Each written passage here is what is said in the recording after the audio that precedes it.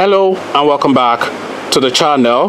Now, as we prepare for the next round of elections, the gubernatorial elections coming up shortly, let's do a quick recap on the recently concluded one, the ones for the National Assembly, the houses, and of course the presidential election. So in this video, we are looking at the biggest winners and the biggest losers of that first round of elections. So Nigeria elected a president and 469 lawmakers.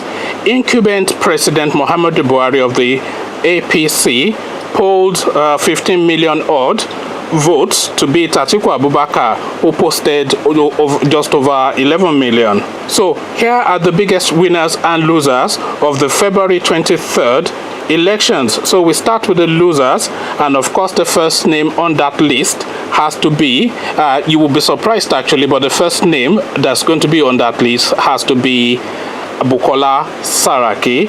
So Bukola Saraki, governor of North Central State of Kwara from 2003 to 2011 and a senator from 2011 till date, Senate President Bukola Saraki won't be returning to the hallowed Senate chambers in 2019 after losing Kwara Central senatorial seat to lesser-known Ibrahim Oluriegbe of the APC.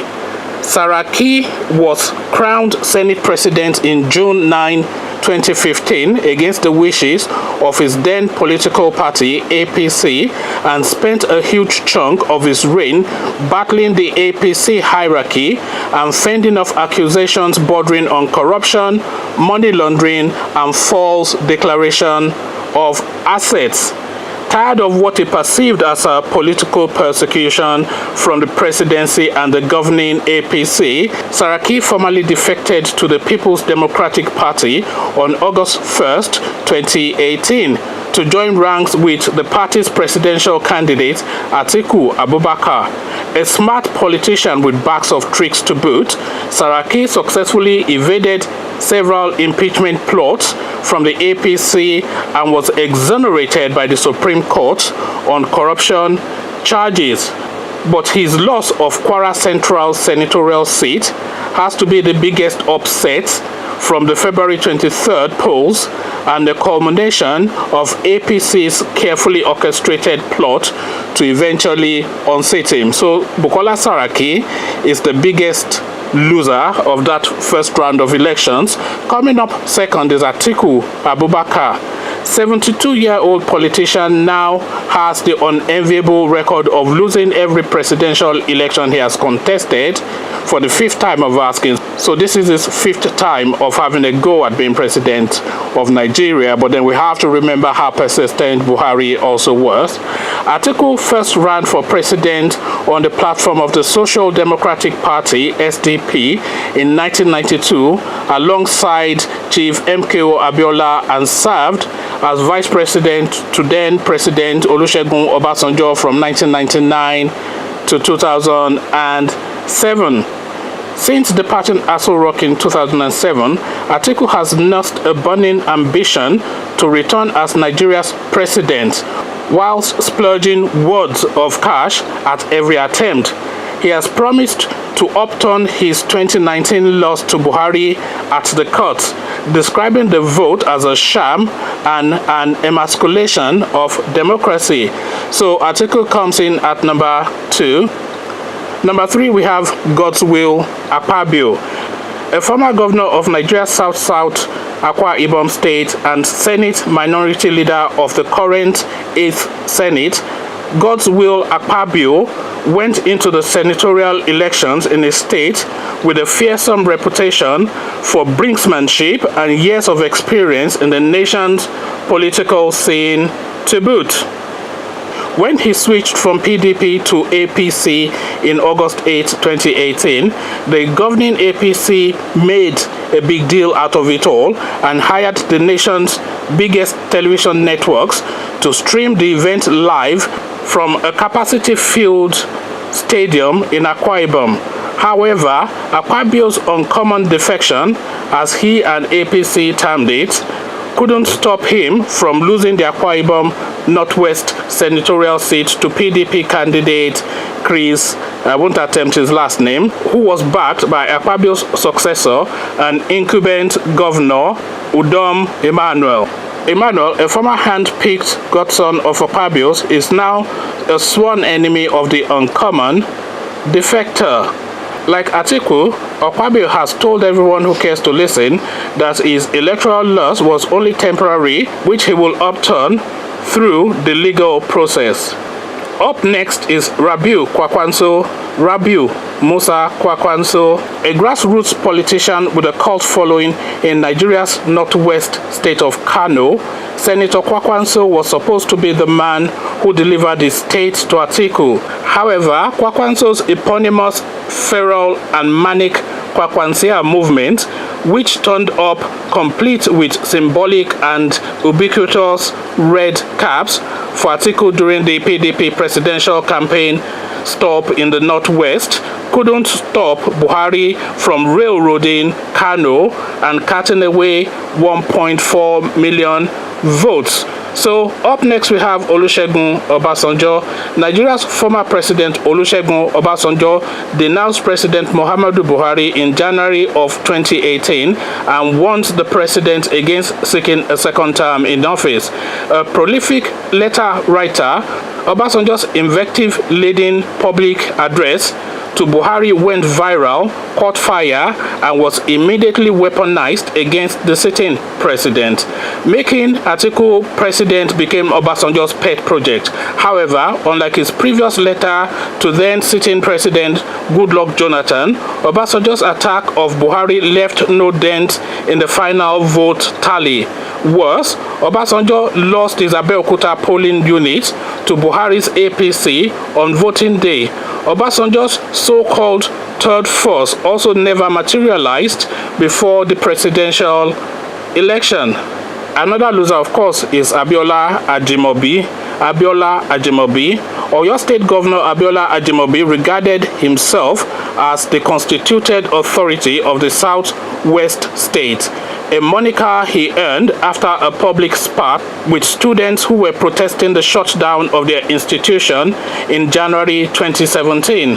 Ajimobi completes his second four-year term as governor in May of 2019 and was looking forward to a retirement plan in Nigeria's parliament. However, Ajimobi lost the Oyo South senatorial seat to a former commissioner for commerce and cooperative, Kola Balogun of the PDP. If I lose the ticket and the party was able to gain, then it is nothing to feel sad about. APC has done well, but we can always do better. If we won 2 out of 3 senatorial seats and we picked 9 out of 14 federal constituency seats, then we should congratulate ourselves, Ajimobi said afterwards, preferring to see his glass as half full. Another loser, Olubankole Wellington. R&B singer Olubankole Wellington, better known by his stage name Banky W, vied for a federal House of Representatives seat with characteristic razzmatazz, vigor, polish, poise, eloquence, elegance, bars, and wit. He was a force of nature on the campaign trail and contributed to taking his Modern Democratic Party, MDP, to national prominence. However, the 37-year-old singer lost his legislative bid to the establishment-backed Babajide Obanikoro of the governing APC and only won 2 polling units for his efforts.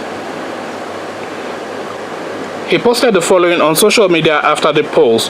I hope we look back at what we accomplished in just 3 months, and it shows us what we can do with the next 4 years. I hope we realize that winning some areas in Etiosa is proof that we can do this anywhere. Another name of note on the losers list is Shehu Musa. Shehu Musa, of course, El Rufai's arch enemy. For most of his 4 years as a federal senator, Shehu Musa engaged Kaduna Governor Nasir El Rufai in verbal and supremacy battles. As the battle between both men raged, Sani dumped the APC for the lesser-known People's Redemption Party (PRP) while hoping to retain his senatorial seat from his new platform. A human rights activist before his recent foray into politics, Sani lost his senatorial election to El-Rufai-backed Sani of APC. While Sani polled 355,000 odd, Shehu Musa polled 70,000 votes to come a distant third in the race. So those are the losers. So those were the losers. Now on to the winners. So topmost amongst the winners is of course Dino Melaye. Dino Melaye, our very own Dino Melaye. Senator Dino Melaye, who represents Kogi West in the upper legislative chamber, went into the general elections battered, bruised, and traumatized after getting on the wrong side of APC. He was on trial for a slew of criminal charges and pulled up one stunt after another as law enforcement hounded and encircled him for alleged culpable homicide. Dino dropped singles and dance videos all year round, dumped the APC for the PDP, riled his opponents with dramatic performance, and famously jumped off a moving police van for his troubles. In spite of all that, Melaye defeated Smart Adeyemi of the APC to retain his senatorial seat. He has been thanking God on social media ever since with his victory songs and dance. Another winner, Bola Tinubu. So Bola Tinubu comes up next. The 66-year-old godfather of Lagos and APC politics has a knack for picking and choosing his battles and winning most of them. President Buhari's re-election bid looked somewhat unsteady and shaky until Tinubu made peace with the president and took the co-driver's seat in the president's re-election campaign train. Tinubu not only delivered a chunk of the southwest states in his base to Buhari, he also made himself a foot soldier who campaigned alongside the president across the nation's 36 states. So now another winner that you might well not be aware of is Aishatu Binani. Aishatu Binani. So Aishatu Binani, 47-year-old Binani now holds the record of the only female from the north of Nigeria to be elected into the upper legislative chamber. Binani's victory is still seen as a shocker because even though she ran on the platform of the governing APC, she hails from Adamawa, the birthplace of Atiku Abubakar. The PDP won Adamawa in the presidential election, but the young Binani defied all odds and dispatched her male rivals in the contest to win the Adamawa Central seat. No small feat in a country with one of the lowest rates of female participation in parliament according to the United Nations. So well done to her. Another winner, Ibrahim Oloriegbe. Oloriegbe went into battle for Kwara Central senatorial seat with Senate President Bukola Saraki as a clear underdog. He wasn't supposed to win the seat in a senatorial zone where the Saraki hegemony has become something of a stranglehold.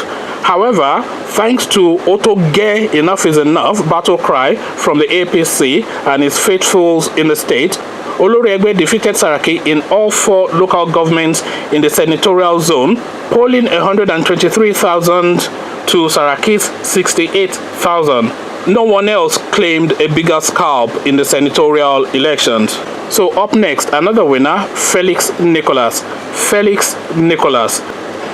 Mr. Nicholas wasn't even in the conversation when folks went on and on about the third first ahead of the presidential elections, but the presidential candidate of the People's Coalition Party, PCP, polled a distant third behind Buhari and Atiku with a vote total of 110,000, more than the combined vote of the quartet of Mogalu Sowore and Fela Durotoye and Ezekweli.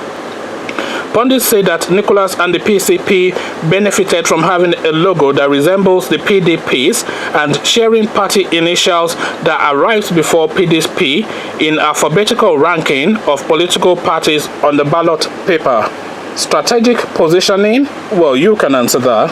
Other winners include Kola Balogun, who of course defeated Governor Ajimobi to the senatorial seat, and Yakubu Dogara, of course, is another winner as well, the Speaker of the House of Representatives.